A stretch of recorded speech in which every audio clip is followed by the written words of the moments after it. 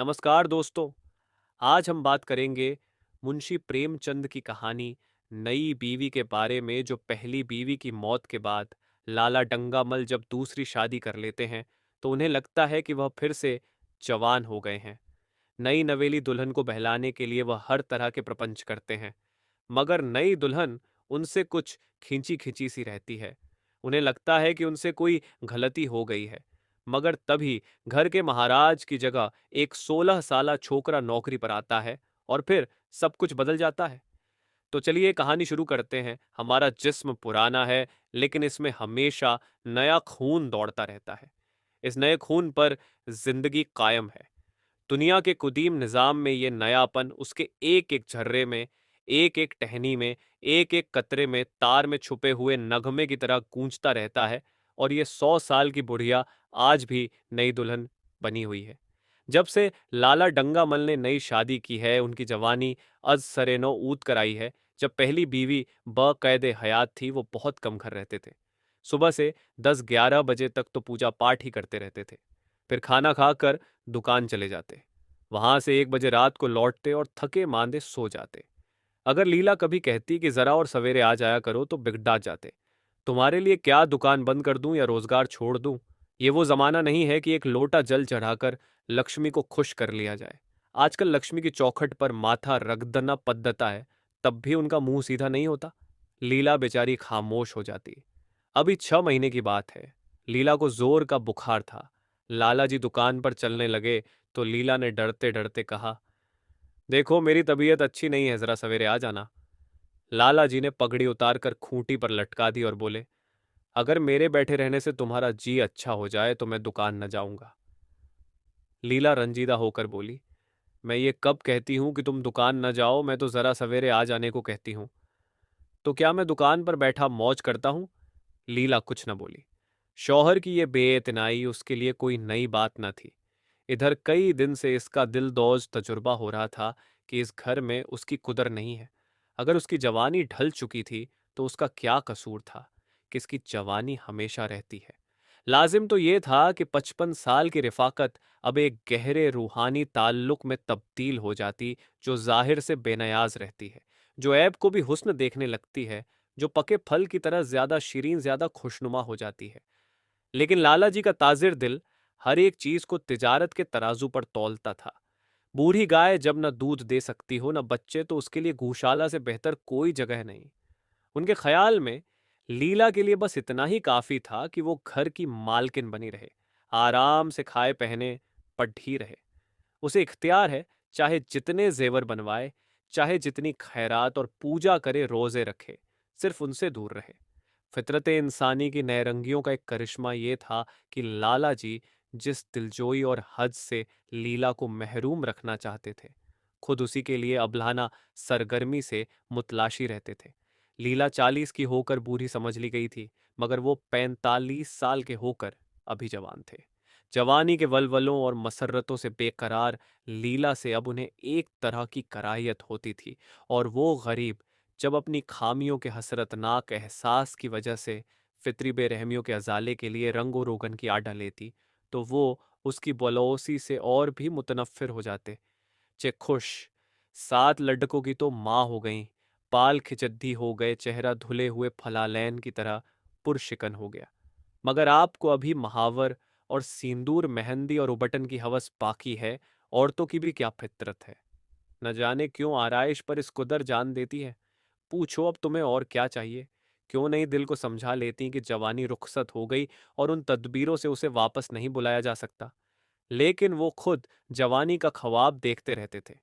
तबीयत जवानी से सैर न होती, जाड़ों में कुश्तों और माजूनों का इस्तेमाल करते रहते थे।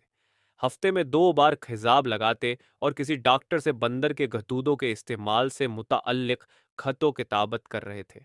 लीला ने उन्हें शश ओ पंच की हालत में खदेदीदा देखकर मायूसाना अंदाज से कहा, कुछ बतला सकते हो, कै बजे आओगे? लाला जी ने मुलायम लहजे में कहा, तुम्हारी तबीयत आज कैसी है? लीला क्या जवाब दे? अगर कहती है बहुत खराब है तो शायद ये हजरत यहीं बैठ जाएं और उसे जली कटी सुनाकर अपने दिल का बुखार निकालें। अगर कहती है अच्छी हूं तो बेफिक्र होकर 2 बजे रात की खबर लाएं। डरते डरते बोली, अब तक तो अच्छी थी, लेकिन अब कुछ भारी हो रही है। लेकिन तुम जाओ दुकान पर, लोग तुम्हारे मुंजिर होंगे।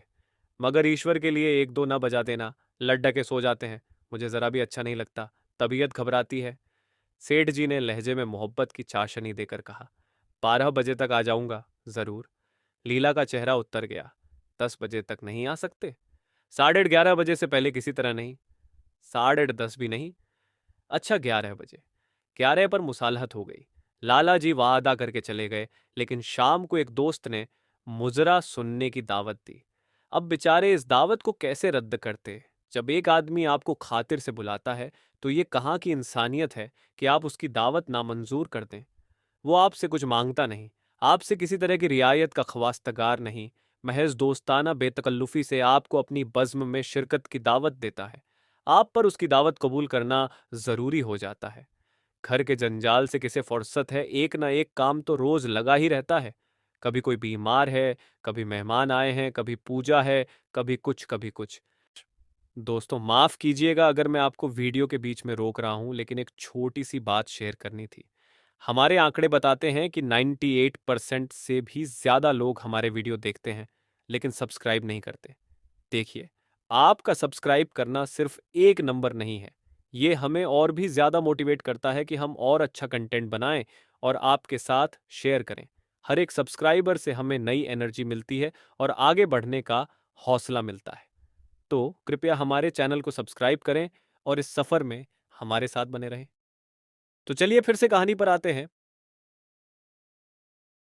अगर आदमी ये सोचे कि घर से बेफिक्र होकर जाएंगे, तो उसे सारे दोस्ताना मरासिम मुनक़ते कर लेने पड़ेंगे। उसे शायद ही घर से कभी फरागत नसीब हो। लाला जी मुजरा सुनने चले गए तो 2 बजे लौटे। आते ही अपने कमरे की घटीढ़ी की सुइयां पीछे कर दी। लेकिन 1 घंटा से ज्यादा की गुंजाइश किसी तरह ना निकाल सके, दो को एक तो कह सकते हैं। गौढ़ी की तेजी के सर इल्जाम रखा जा सकता है, लेकिन दो को 12 नहीं कह सकते। चुपके से आकर नौकर को जगाया। खाना खाकर आए थे, अपने कमरे में जाकर लेट रहे। लीला उनकी राह देखती, हर लम्हा दर्द और बेचैनी की बढ़ती हुई शिद्दत का एहसास करती। न जाने कब सो गई थी। उसको जगाना सोए फितना को जगाना था। गरीब लीला इस बीमारी से चांबर न हो सकी। लाला जी को उसकी वफात का बेहद रूहानी सदमा हुआ। दोस्तों ने ताजियत के तार भेजे। कई दिन ताजियत करने वालों का तांता बंधा रहा। एक रोजाना अखबार ने मरने वाली की कसीदा ख्वानी करते हुए उसकी दिमागी और अखलाकी खूबियों की मुबालगा आमेज तस्वीर खींची।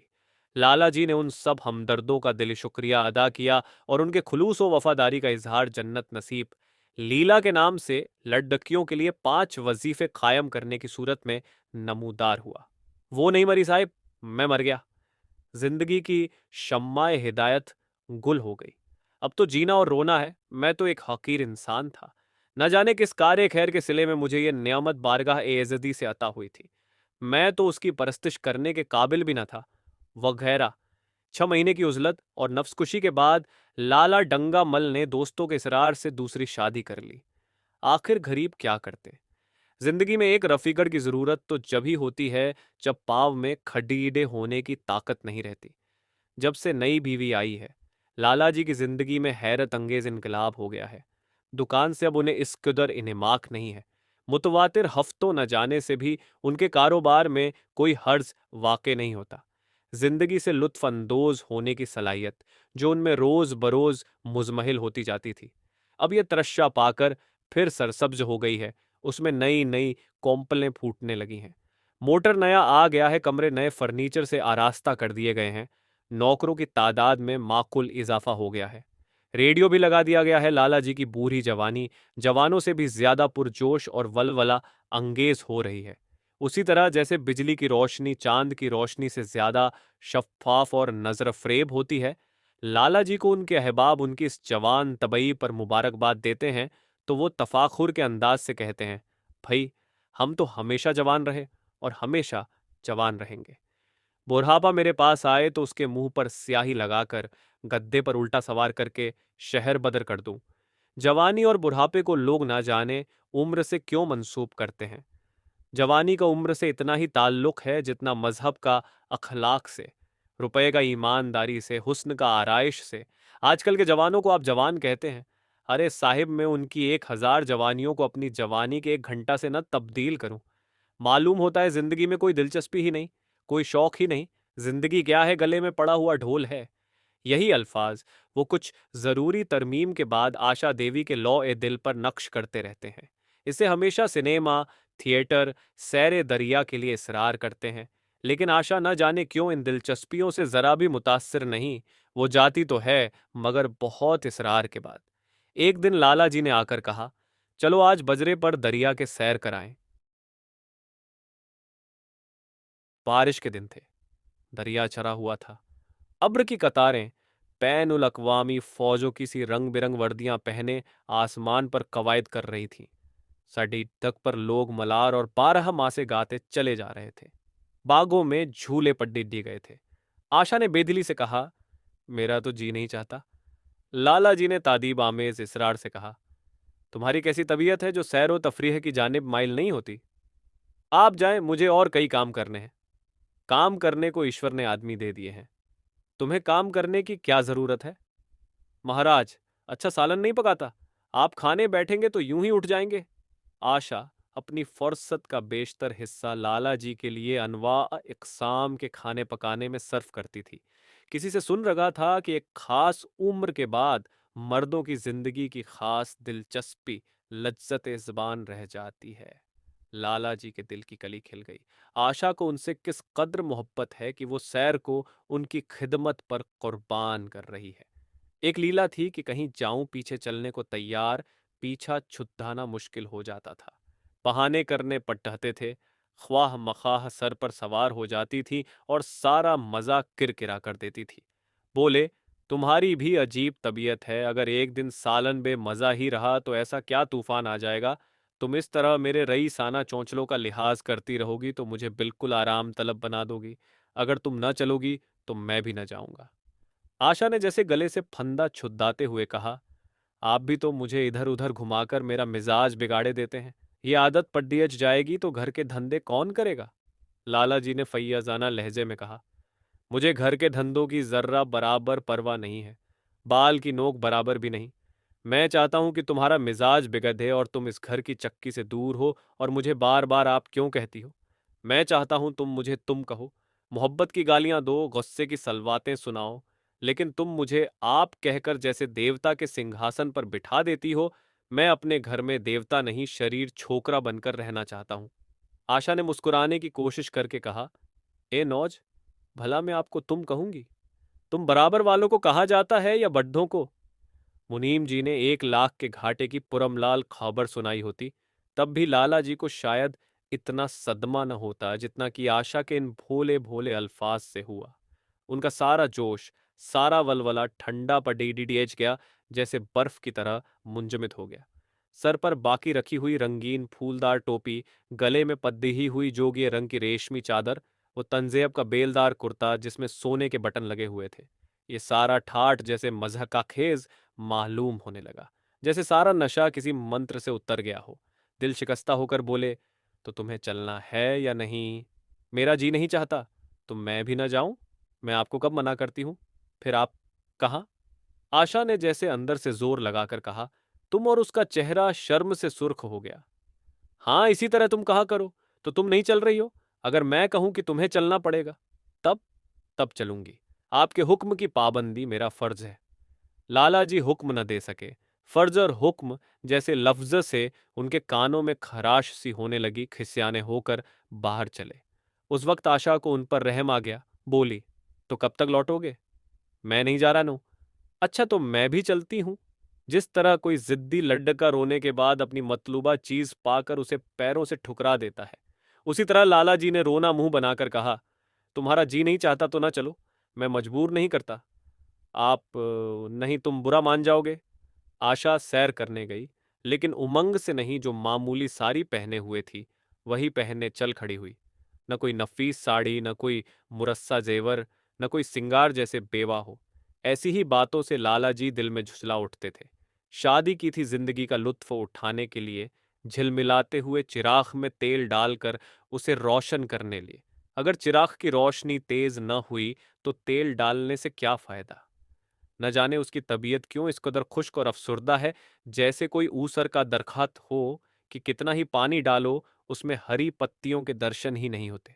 चड्ढाऊं जेवरों के भरे हुए संदूक रखे हैं, कहाँ कहाँ से मंगवाए, दिल्ली से, कलकत्ते से, फ्रांस से, कैसी कैसी बेशकीमत साधियां रखी हुई हैं। एक नहीं सैकड़ों, मगर संदूक में कीड़ों की खुराक बनने के लिए। गरीब खानदान की लड्ढियों की में यही ऐब होता है, उनकी निगाह हमेशा तंग रहती है। न खा सकें, न पहन सकें, न दे सकें। उन्हें तो खजाना भी मिल जाए तो यही सोचती रहेंगी कि भला उसे खर्च कैसे करें। दरिया की सैर तो हुई, मगर कुछ लुत्फ न आया। कई माह तक आशा की तबीयत को उभारने की नाकाम कोशिश करके लाला जी ने समझ लिया कि यह मुहर्रम की पैदाइश है, लेकिन फिर भी बराबर मशक जारी रखी। इस व्यापार में एक खतीर रकम सिर्फ करने के बाद वो इससे से ज्यादा नफा उठाने के ताजिराना तकाजे को कैसे नजरअंदाज करते। दिलचस्पी की नई नई सूरतें पैदा की जाती। ग्रामोफोन अगर बिगड़ा गया है, गाता नहीं, या आवाज साफ नहीं निकलता तो उसकी मरम्मत करानी पड़ेगी। उसे उठाकर रख देना तो हिमाकत है।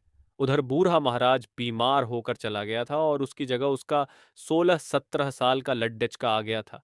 कुछ अजीब मसखरा सा, बिल्कुल उजड्ड और तहकानी, कोई बात ही न समझता। उसके फुलके इक्लीदस की शक्लों से भी ज्यादा मुख्तलिफुल अशकाल हो जाते। बीच में मोटे, किनारे पतले, दाल कभी तो इतनी पतली जैसे चाय और कभी इतनी गाढ़ी जैसे दही, कभी नमक इतना कम कि बिल्कुल फीका, कभी तो इतना तेज कि नींबू का नमकीन अचार। आशा सवेरे ही से रसोई में पहुंच जाती और उस बद सलीके महाराज को खाना पकाना सिखाती। तुम कितने नालायक आदमी हो जुगल! इतनी उम्र तक तुम क्या घास खोदते रहे या भाड़ झोंकते रहे कि फुलके तक नहीं बना सकते? जुगल आंखों में आंसू भरकर कहता है, बहू जी, अभी मेरी उम्र ही क्या है, 17वां ही साल तो है। आशा हंस पद्दही, तो रोटियां पकाना क्या 10-20 साल में आता है? आप 1 महीना सिखा दें बहू जी, फिर देखना मैं आपको कैसे फुलके खिलाता हूं कि जी खुश हो जाए।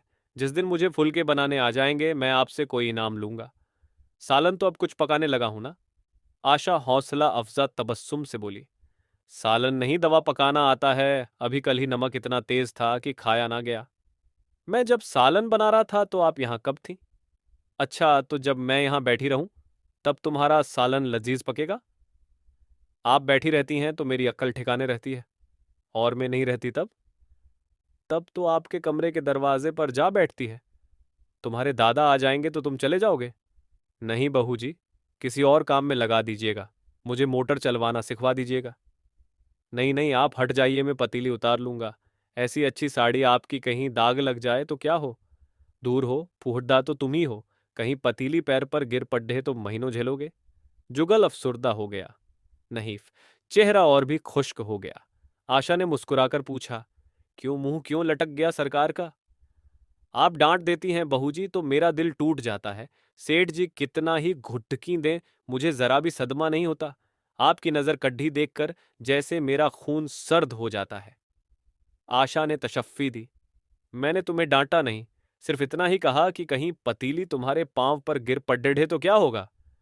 हाथ तो आपका भी है, कहीं आपके हाथ से ही छूट पड्डे तब? सेठ जी ने रसोई के दरवाजे पर आकर कहा, आशा जरा यहां आना देखो, तुम्हारे लिए कितने खुशनुमा गमले लाया हूं। तुम्हारे कमरे के सामने रखे जाएंगे। तुम वहां धुएं धक्कद में क्या परेशान हो रही हो? लौंडे को कह दो कि महाराज को बुलाए, वरना मैं कोई दूसरा इंतजाम कर लूंगा। महाराज की कमी नहीं है, आखिर कब तक कोई रियायत करे? इस गधे को जरा भी तो तमीज न आई। सुनता है जुगल, आज लिख दे अपने बाप को। चूल्हे पर तवा रखा हुआ था। आशा रोटियां बेल रही थी। जुगल तवे को लिए रोटियों का इंतजार कर रहा था। ऐसी हालत में भला वो कैसे गमले देखने जाती? कहने लगी, अभी आती हूं, जरा रोटी बेल रही हूं। छोड़ दूंगी तो जुगल टेढ़ी मेढ़ी बेलेगा। लाला जी ने कुछ चढ़कर कहा, अगर रोटियां टेढ़ी मेढ़ी बेलेगा तो निकाल दिया जाएगा। आशा अनसुनी करके बोली, 10-5 दिन में सीख जाएगा, निकालने की क्या जरूरत है? तुम चलकर बता दो, गमले कहाँ रखे जाएंगे? कहती हूँ रोटियां बेलकर आई जाती हूँ। नहीं, मैं कहता हूँ तुम रोटियां मत बेलो, तुम ख्वाह मखाह जिद करते हो। लाला जी सन्नाटे में आ गए। आशा ने कभी इतनी बेइल्तिफाती से उन्हें जवाब न दिया था, और ये महज बेइल्तिफाती न थी, इसमें तुर्शी भी थी। खौफीफ होकर चले गए उन्हें गुस्सा ऐसा आ रहा था कि इन गमलों को तोड़ कर फेंक दें और सारे पौधों को चूल्हे में डाल दें। जुगल ने सहमे हुए लहजे में कहा, आप चली जाती हैं बहू जी, सरकार नाराज होंगे। बको मत, जल्दी रोटियां सेंको, नहीं तो निकाल दिए जाओगे। और आज मुझसे रुपये लेकर अपने लिए कपड़े बनवा लो। भिकमंगों की सी सूरत बनाए घूमते हो और बाल क्यों इतने बढ़ा रखे हैं? तुम्हें नाई भी नहीं जुड़ता? कपड़े बनवा लूं तो दादा को क्या हिसाब दूंगा? अरे बेवकूफ, मैं हिसाब में नहीं देने को कहती, मुझसे ले जाना। आप बनवाएंगी तो अच्छे कपड़े लूंगा। मैं खद्दर का कुर्ता, खद्दर की धोती, रेशमी चादर और अच्छा सा चप्पल। आशा ने मिठास भरे तबस्सुम से कहा, और अगर अपने दाम से बनवाना पड्ढे तो? तब कपड़े बनवाऊंगा ही नहीं। बड़े चालाक हो तुम। आदमी अपने घर पर रूखी रोटी खाकर सो रहता है, लेकिन दावत में अच्छे अच्छे पकवान ही खाता है। ये सब मैं नहीं जानती। एक गाढ़े का कुर्ता बनवा लो और एक टोपी हजामत के लिए 2 आने पैसे ले लो। रहने दीजिए, मैं नहीं लेता।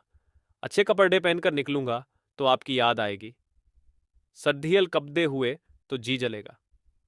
तुम बद्दे खुद गरज हो, मुफ्त के कपड़े लोगे और आला दर्जे के। जब यहां से जाने लगूंगा तो आप मुझे अपनी तस्वीर दे दीजिएगा। मेरी तस्वीर लेकर क्या करोगे? अपनी कोठरी में लगा दूंगा और देखा करूंगा।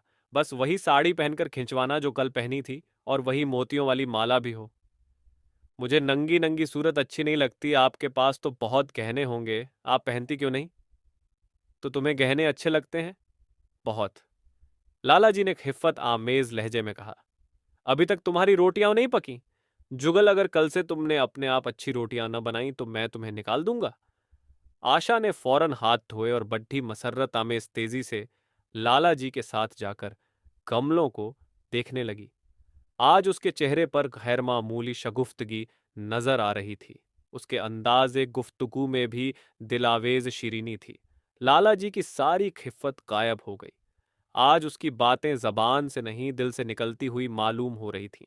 बोली, मैं इनमें से कोई गमला न जाने दूंगी। सब मेरे कमरे के सामने रखवाना। सब कितने सुंदर पौधे हैं। वाह, इनके हिंदी नाम भी बता देना। लाला जी ने छेदा, सब लेकर क्या करोगी? 10-5 पसंद कर लो, बाकी बाहर बागीचे में रखवा दूंगा। जी नहीं, मैं एक भी नहीं छोड़ूंगी। सब यहीं रखे जाएंगे। बद्दी हरीस हो तुम। हरीस सही, मैं आपको एक भी ना दूंगी। 10-5 तो दे दो, इतनी मेहनत से लाया हूं। जी नहीं, इनमें से एक भी ना मिलेगा। दूसरे दिन आशा ने अपने को जेवरों से खूब आरास्ता किया और फिरोजी साड़ी पहनकर निकली तो लाला जी की आंखों में नूर आ गया। अब उनकी आशिकाना दिलजोइयों का कुछ असर हो रहा है जरूर, वरना उनके बार बार तकाजा करने पर, मिन्नत करने पर भी उसने कोई जेवर न पहना था। कभी कभी मोतियों का हार गले में डाल लेती थी, वो भी बेदिली से। आज उन जेवरों से मुरस्सा होकर वो फूली नहीं समाती, इतराती जाती है। गोया कहती है, देखो मैं कितनी हसीन हूं। पहले जो कली थी वो आज खिल गई है। लाला साहिब पर घड्डलों का नशा चढ़ा हुआ है। वो चाहते हैं उनके अहबाब व अईज़जा आकर इस सोने की रानी के दीदार से अपनी आंखें रोशन करें, देखें कि उनकी जिंदगी कितनी पुरलुत्फ है। जो अनवाओ इकसाम के शकूक दुश्मनों के दिलों में पैदा हुए थे, आंखें खोल कर देखें कि एत्तिमाद, रवादारी और फिरासत ने कितना खुलूस पैदा कर दिया है। उन्होंने तजवीज़ की, चलो कहीं सैर कर आएं। बद्धी मज़ेदार हवा चली रही है। आशा इस वक्त कैसे आ सकती है? अभी उसे रसोई जाना है। वहां से कहीं 12-1 बजे तक फुर्सत मिले, फिर घर के काम धंधे सर पर सवार हो जाएंगे। उसे कहाँ फुर्सत है? फिर कल से उसके कलेजे में कुछ दर्द भी हो रहा है। रह रह कर दर्द उठता है, ऐसा दर्द कभी न होता था। रात न जाने क्यों दर्द होने लगा। सेठ जी एक बात सोचकर दिल ही दिल में फूल उठे, वो गोलियां रंग ला रही हैं। राज वैद्य ने आखिर कहा भी था कि जरा सोच समझकर इसका इस्तेमाल कीजिएगा। क्यों न हो खानदानी वैद्य है, उसका बाप महाराजा बनारस का मुआलिज था। पुराने मुजर्रिब नुस्खे हैं उसके पास। चेहरे पर सरासीमगी का रंग भरकर पूछा, तो रात ही से दर्द हो रहा है? तुमने मुझसे कहा नहीं, वरना वैद्य जी से कोई दवा मंगवा देता। मैंने समझा था कि आप अच्छा हो जाएगा, मगर अब बढ़ रहा है। कहाँ दर्द हो रहा है? जरा देखूं तो कुछ आमास तो नहीं है? सेठ जी ने आशा के आंचल की तरफ हाथ बढ़ाया। आशा ने शर्मा कर सर झुका लिया और बोली, यही तुम्हारी शरारत मुझे अच्छी नहीं लगती। जाकर कोई दवा ला दो। सेठ जी अपनी जवाहमर्दी का ये डिप्लोमा पाकर उससे कहीं ज्यादा महजूज हुए, जितना शायद राय बहादुरी का खिताब पाकर होते अपने इस कार्य नुमाया की दाद लिए बगैर उन्हें कैसे चैन हो जाता। जो लोग उनकी शादी से मुताल्लिक शुबह आमेज सरगोशियां करते थे, उन्हें जीकी देने का कितना नादिर मौका हाथ आया है। पहले पंडित भोलानाथ के घर पहुंचे और बादले दर्दमंद बोले, मैं तो भाई सख्त मुसीबत में मुब्तिला हो गया। कल से उनके सीने में दर्द हो रहा है, कुछ अक्ल काम नहीं करती। कहती हैं ऐसा दर्द पहले कभी नहीं हुआ था। भोलानाथ ने कुछ ज्यादा हमदर्दी का इजहार नहीं किया। बोले, हवा लग गई होगी और क्या। सेठ जी ने उनसे इख्तिलाफ किया। पंडित जी, हवा का फसाद नहीं है, कोई अंदरूनी शिकायत है। अभी कमसिन है ना, राज वैद्य से कोई दवा लिए लेता हूं। मैं तो समझता हूं आप अच्छा हो जाएगा। आप बात नहीं समझते, यही आप में नुक्स है। आपका जो ख्याल है वो बिल्कुल गलत है। मगर खैर, दवा ला कर दीजिए और अपने लिए भी दवा लेते आइएगा।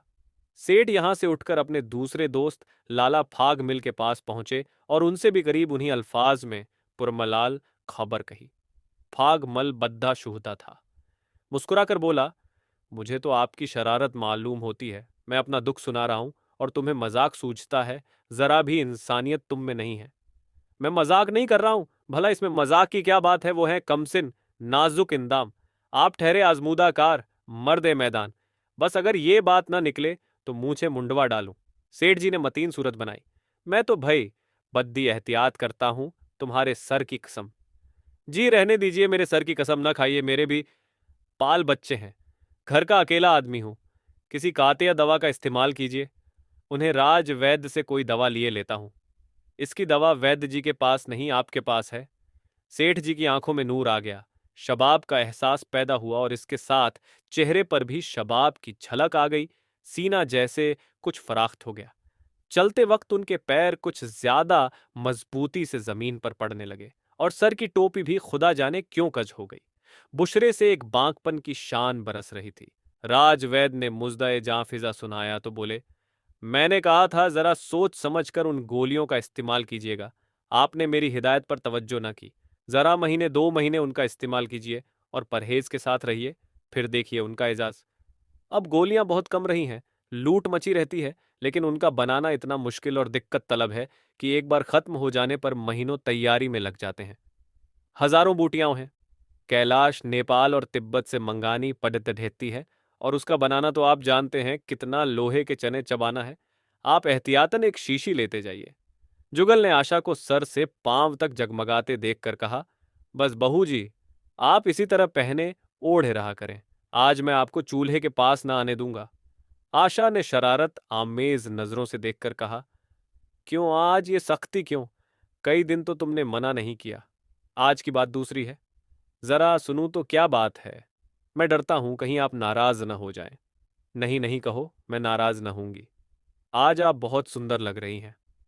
लाला डंगामल ने सैकड़ों ही बार आशा के हुस्न व अंदाज की तारीफ की थी, मगर उनकी तारीफ में उसे तसन्नो की बू आती थी। वो अल्फाज उनके मुंह से कुछ इस तरह से लगते थे जैसे कोई हिजदा तलवार लेकर चले। जुगल के इन अल्फाज में एक कैफ था, एक सुरूर था, एक हैजान था, एक इज़्तिराब था। आशा के सारे जिस्म में राशा आ गया, आंखों में जैसे नशा छा जाए। तुम मुझे नजर लगा दोगे, इस तरह क्यों घूरते हो। जब यहां से चला जाऊंगा तो तब आपकी बहुत याद आएगी। रोटी बनाकर तुम क्या करते हो, दिखाई नहीं देते। सरकार रहते हैं, इसीलिए नहीं आता। फिर अब तो मुझे जवाब मिल रहा है। देखिए भगवान कहाँ ले जाते हैं। आशा का चेहरा सुर्ख हो गया। कौन तुम्हें जवाब देता है। सरकार ही तो कहते हैं तुझे निकाल दूंगा। अपना काम किए जाओ, कोई नहीं निकालेगा। अब तो तुम रोटियां भी अच्छी बनाने लगे। सरकार हैं बड्ढे गुस्सावर, 2-4 दिन में उनका मिजाज ठीक किए देती हूं।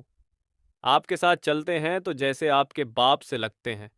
तुम बड्ढे बदमाश हो, खबरदार, जबान संभाल कर बातें करो। मगर खफगी का ये पर्दा उसके दिल का राज ना छिपा सका। वो रोशनी की तरह उसके अंदर से बाहर निकला पड्ढाता था। जुगल ने उसी बेबाकी से कहा, मेरी जबान कोई बंद कर ले। यहां तो सभी कहते हैं मेरा ब्याह कोई 50 साल की बुढ़िया से कर दे तो मैं घर छोड़कर भाग जाऊं, या खुद जहर खा लूं, या उसे जहर देकर मार डालूं, फांसी ही तो होगी। आशा मसनूई गुस्सा कायम न रख सकी। जुगल ने उसके दिल के तारों पर मिज़राब की एक ऐसी चोट मारी थी कि उसके बहुत मजबूत करने पर भी दर्द दिल बाहर निकल ही आया। किस्मत भी तो कोई चीज़ है, ऐसी किस्मत जाए जहन्नुम में। तुम्हारी शादी किसी बुढ़िया से करूंगी, देख लेना। तो मैं भी जहर खा लूंगा, देख लीजिएगा। क्यों? बुढ़िया तुम्हें जवान से ज्यादा प्यार करेगी, ज्यादा खिदमत करेगी, तुम्हें सीधे रास्ते पर रखेगी। ये सब माँ का काम है। बीवी जिस काम के लिए है उसी के लिए है। आखिर बीवी किस काम के लिए है? आप मालिक हैं, नहीं तो बतला देता किस काम के लिए है। मोटर की आवाज आई। न जाने कैसे आशा के सर का आंचल खिसक कर कंधे पर आ गया था। उसने जल्दी से आंचल सर पर खींच लिया और ये कहती हुई अपने कमरे की तरफ चली। लाला, खाना खाकर चले जाएंगे, तुम जरा आ जाना। अगर आपको हमारा वीडियो पसंद आया हो तो लाइक करें, शेयर करें, और अगर कुछ सुझाव और शिकायत है तो कमेंट बॉक्स में कमेंट कर सकते हैं और हमारे चैनल को सब्सक्राइब जरूर करें। धन्यवाद।